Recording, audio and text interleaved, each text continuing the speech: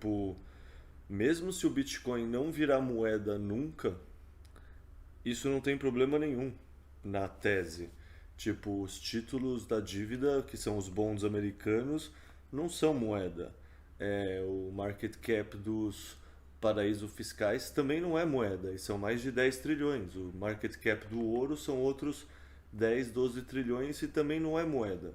Então, no fundo, essa preocupação de querer que o Bitcoin seja perfeito e já seja a unidade de conta de todo mundo e que é muito volátil e como eu vou vir comprar um leite e saber o valor em sets e em El Salvador fica variando, isso é ruim para o lojista, são várias considerações que, tipo, mesmo se tudo isso não fizer sentido, é o que a Madu falou, tipo, isso não muda nada na tese do Bitcoin ampla, assim, tipo, beleza, talvez esse use case em específico ainda não tenha uma UX muito boa no curto prazo. Whatever. Isso tanto faz, tipo, isso não significa nada para a adoção da tese, para o Bitcoin realmente dar certo como uma reserva de valor que está desmonetizando outras reservas de valor. E só por esse pensamento você já pode ser extremamente otimista com o Bitcoin. Nessa no valor pessoal da Faria Lima sempre reclama que o Bitcoin não tem fluxo de caixa, portanto eu não consigo saber quanto ele vale. Isso assim é o auge da ignorância. Você não consegue ver o fluxo de caixa de um terreno e, no entanto, você consegue sim avaliar ele. O mesmo vale para um apartamento. Você faz uma coisa que chama valuation comparado. Você compara uma coisa com a outra, faz uma regra de três e tenta entender por estimativa o que faz sentido. O market cap do Bitcoin vamos aproximar para 1 trilhão de dólares. O market cap do ouro, mais de 10 trilhões, acho que é 12 trilhões. O market cap dos paraísos fiscais são mais 10, 12 trilhões de dólares. O market cap das bonds, eu acho que é mais de 100 ou 300 trilhões de dólares.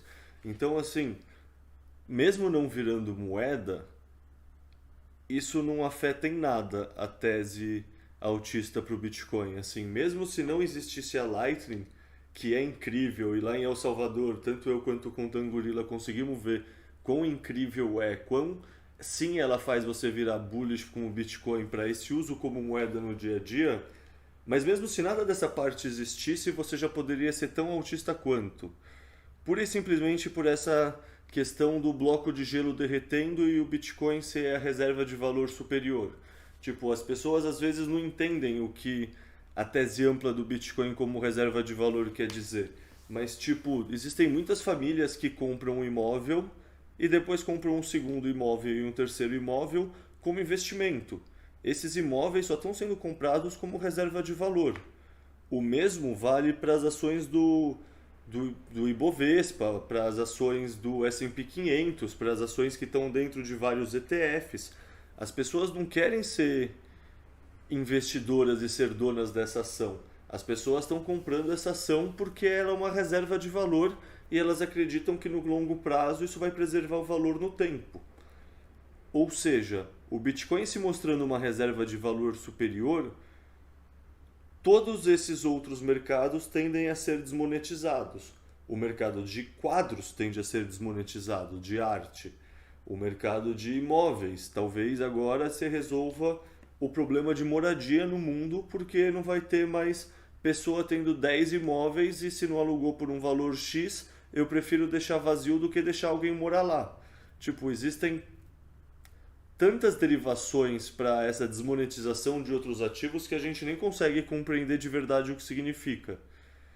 E isso é um negócio que me faz ficar extremamente autista com o Bitcoin, mesmo se toda a tese não se desenrolar e tiver uma parte mais difícil e a experiência inicial da Lightning está travando e sim, existe ativo que é uma merda, todos os relatos mostram que é uma merda, mas isso não é o Bitcoin, isso são as aplicações construídas em cima dele. O Bitcoin continua lá, a cada 10 minutos emite um bloco e tá tudo certo, reserva de valor. Cara, nessa linha aí, eu ouvi um podcast, né, do Sailor agora com o Saifedean. Ele tá falando justamente isso, que, cara, pra gente parar de categorizar o Bitcoin como moeda. Quando fala moeda, já ergue uma barreira nas pessoas muito grande. Vira um problema político, vira uma questão geopolítica de países, o país nunca vai deixar. Aí tem toda essa discussão. Ele fala, cara, é melhor focar Bitcoin como propriedade. Né? Então, cara, que é como é hoje, né? Legalmente, inclusive. Né? Bitcoin é uma propriedade digital. Então, tributariamente, você paga imposto sobre eventual ganho de capital. E o fato gerador é a venda. Né? Mas o que o Saylor fala é, cara, se eles se manter essa estrutura, ela é positiva, né? Porque ela incentiva ainda mais os hodlers, né? Comprar e guardar, porque, pô, você não quer que seja moeda, você não quer ficar transacionando, né? Até porque todo gasto que você faz em Bitcoin, você sempre se arrepende no futuro. Né? Digo por experiência própria e de mais muita gente. Então, tudo que você gasta em Bitcoin, você se arrepende depois. Por isso que, não é, por isso que até lá em El Salvador, todo SATS que a gente gastava ali, tem que repor na hora ali. Então, você usa o BIP ali para repor na hora, porque você não quer guardar aquilo para depois. Mas a briga por propriedade, né? E um imóvel é uma propriedade também, mas que depende de tem um custo de carregamento alto, né? Você tem que pagar manutenção, você tem que pagar imposto em cima daquilo, IPTU, taxas, manutenção, tem um monte de coisa para pagar, então tem um custo de carregamento. A tendência histórica é que o imóvel tende a valorizar, porque é razoavelmente escasso, né? Então tende a valorizar mais do que o custo do carregamento. Mas tem um custo de carregamento. E o Bitcoin não tem, né? O Bitcoin não tem custo de carregamento. Quer dizer, tá, talvez tenha um pouco, mas tende a zero, porque você consegue guardar o teu Bitcoin praticamente para sempre, você não vai ter que pagar nenhum imposto anual em cima dele, né? Você não precisa pagar para ninguém guardar para você, você consegue fazer tudo sozinho. Então é uma das formas mais puras de exercer a propriedade sobre algo, né? E de forma descentralizada, sem depender de alguma instituição, alguma coisa para fazer o meio de campo, como a gente tem com cartórios, né, e imóveis. Então,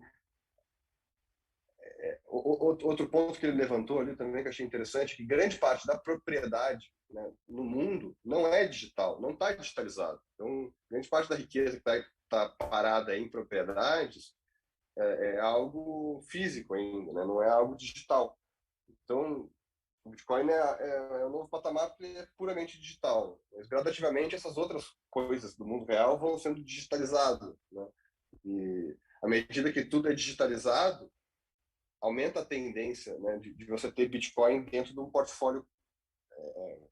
Chega a ser irresponsável não ter Bitcoin num portfólio de ativos digitais, né? Então, à medida que o risco reputacional inverte, né? Se hoje existe risco reputacional para investidores, gestores de fundos, CFO de empresas, diretores de empresas, para publicamente dizerem que tem Bitcoin, a empresa comprou Bitcoin, vai comprar mais Bitcoin e vai guardar para sempre, igual a MicroStrategy fez, igual o governo de El Salvador está fazendo também. Então, hoje parece ser irresponsável fazer isso, né, para a visão tradicional, né? O risco reputacional é alto, então as pessoas preferem não se posicionar. Mas à medida que mais gente vai virando, né, a gente viu lá com o Paul Tudor Jones, você vê vários investidores grandes virando, o próprio Michael Saylor, o risco reputacional começa a inverter, né? Daqui a pouco o risco reputacional é não ter Bitcoin na carteira, né? Se você não está exercendo adequadamente a sua função custodial ali, né, sua responsabilidade fiduciária sobre o dinheiro de terceiros, se você não está garantindo aquele portfólio com, no mínimo, sei lá, 1%, X% de Bitcoin. Mas 0% do Bitcoin é irresponsável. Então, gradativamente, mais e mais gente vai percebendo isso. O Bitcoin tem essa característica de ser escasso, ser único, né? Ter a concepção imaculada, né? Que o Lettery falou. Nenhuma outra shitcoin consegue copiar, por isso nem vale a pena perder tempo com nenhuma shitcoin, né?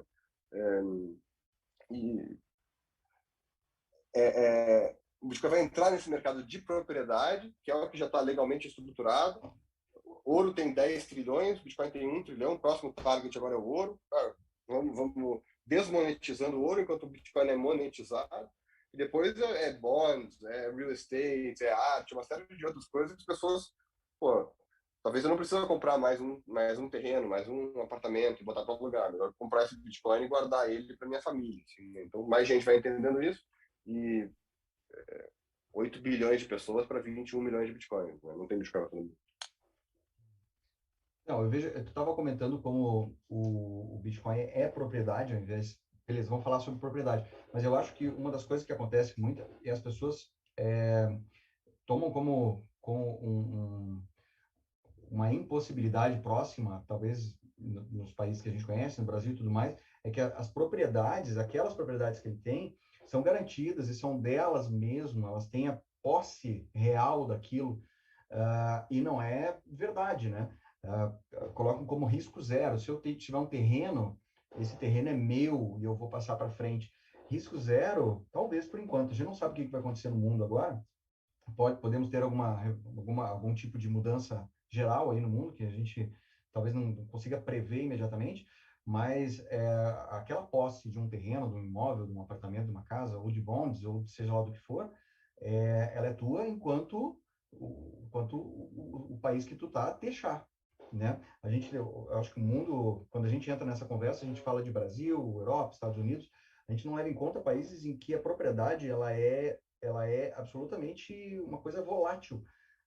As pessoas são donas até a hora que o governo tira e acabou. E não são mais donos e tchau. Né? Então, isso aconteceu milhares de vezes na história. Nada impede que isso volte a acontecer agora no futuro. E tá aí uma coisa que existe uma propriedade inconfiscável, que é o Bitcoin. Então, assim, eu acho que a hora que as pessoas enxergarem a diferença, a distância que tem entre você ter a posse do Bitcoin e você ter a posse, por exemplo, de um imóvel, de um terreno, que você pode, por uma canetada de um juiz, simplesmente perder aquilo ali por uma coisa, sabe, por alguma arbitrariedade qualquer. Então, isso ainda faz com que eu pense que, gente, as pessoas ainda não enxergaram sequer ele como no nível que ele está acima das outras propriedades. Então, ainda temos chão pela frente, né? É interessante vocês falarem sobre essa questão das propriedades e dos imóveis, porque recentemente eu li a newsletter do Pompiliano, que ele estava fazendo uma analogia assim, como a mineração de Bitcoin é uma alternativa para propriedades de aluguel, né? Ele faz ali várias comparações, coloca lá os dados assim de dados numéricos de fato. E é interessante ver como que a mineração agora do Bitcoin, ela também é uma alternativa para as pessoas investirem e acabar se expondo de uma maneira menos volátil no Bitcoin. E aí nessa newsletter dele, inclusive eu acho que o Leita devia traduzir, eu vou mandar para ele depois. Ele compara o mercado, a liquidez, o tamanho de mercado, né, do Bitcoin e o potencial dele de crescimento a partir do hash rate, né, da mineração e tudo mais. Então, tem uma prospecção muito grande de crescimento do mercado de Bitcoin e, consequentemente, da mineração, obviamente. E é muito interessante porque mostra também foi o que o Couto Gabriel falou também, sobre as barreiras de entrada que esse mercado dos imóveis de propriedade tem, e no Bitcoin não tem, na mineração não tem, né? É muito mais fácil você começar a investir nesses segmentos do que no segmento de imóveis, por exemplo. E aí dá uma visão, assim, de como a gente ainda está numa fase muito, teoricamente, inicial, e tudo relacionado ao Bitcoin tem um potencial muito grande de crescimento e as pessoas elas ainda não têm, de fato, como vocês comentaram, a noção desse tipo de coisa, né? E é legal essa comparação, porque não compara com o Bitcoin, de fato, compara com a mineração, que é uma coisa que, teoricamente, em um dado momento, ela vai acabar. Pelo menos a mineração do Bitcoin, o surgimento das novas moedas, mas a mineração em si, o trabalho dos mineradores, os nodes, ele ainda vai continuar, então ainda vai ter atividade para ser explorada E as empresas de mineração públicas hoje, elas apresentam uma, uma performance muito maior em relação ao Bitcoin, o ativo em si, quando a gente vai analisar o crescimento do ativo em tal período. Se a gente analisar só o crescimento do ativo, a porcentagem dele, depois o crescimento das empresas de mineração pública, a gente vê que muitas delas, elas têm um crescimento de 5, 6, 7 vezes a mais, assim, no seu valor de mercado, né, no valuation. Então, é muito interessante ver isso, as pessoas não percebem essa movimentação de mercado.